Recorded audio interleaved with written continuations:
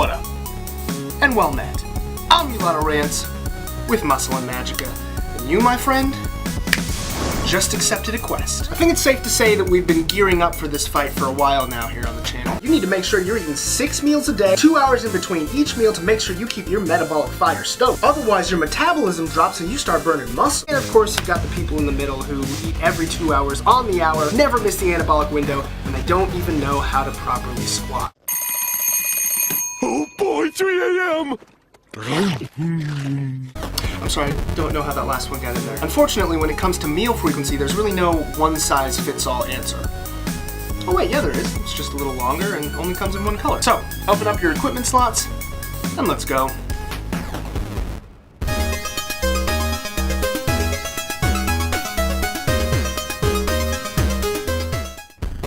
Does meal frequency affect fat loss and muscle gain? Yes. And no. Yeah, I know I used that joke last week, but you know what they say. Fool me once, shame on you. Fool me twice. Well still, shame on you. If you live anywhere on this planet, I'm sure you've heard someone tell you that breakfast is the most important meal of the day because it kickstarts your metabolism. And furthermore, that you should eat smaller, more frequent meals throughout the day to stoke your metabolic fire, as it were. Now that sounds well and good, and it makes a certain amount of logical sense to assume that our metabolisms work like a fire that dies down and stops burning in the absence of fuel.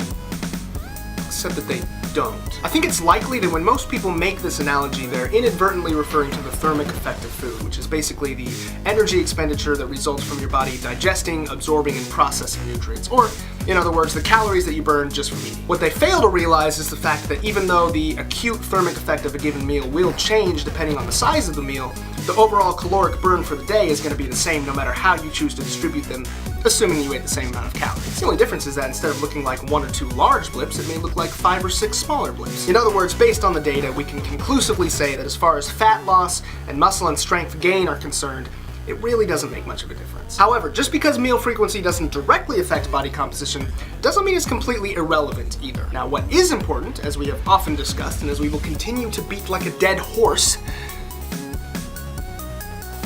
sorry, our text. It's too soon. Is total amount of calories consumed at the end of the day. And meal frequency should be a tool that you utilize to help you adhere to whatever your particular caloric goals may be. Which means that ultimately, it's a function of personal preference. Personally, I like eating 3, maybe 4 larger meals closer together because that's what helps me stay full. Now, maybe you're exactly the opposite. Maybe you feel better eating smaller meals. Or maybe you're the same as me, except you're bulking on 5,000 calories and you have no appetite, so you have to start eating the moment you get up until the moment your head hits the pillow just to get all your calories in. And you know what? Each and every one of those scenarios and strategies is equally valid. What I would discourage is wandering too far towards either extreme. I mean, we get down to like 1 meal per day, it can start to put you in a kind of precarious position where, you haven't eaten in 24 hours, sometimes more, you're ravenous, you've got all these calories to consume, and you can kind of start to see how that can set you up for a less than ideal relationship with food. On the other hand, when you're eating upwards of 6 or more meals a day, the problem becomes that you're constantly eating, constantly thinking about food, constantly relying on these outside sources of glucose to regulate your blood pressure, your energy, even your mood. Now with that said, if you're currently eating 1 or 7 meals a day and you're not experiencing any issues, if it ain't broke, don't fix it. Unless you're leveling an engineer. Anyway, I hope you were able to gain some experience points from that.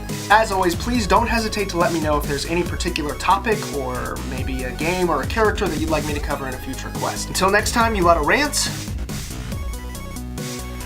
logging out. So, open up your equipment slots, and let's go. There goes that. Of course. Of course I did. Why wouldn't I? What else would I do? What the hell else would I do?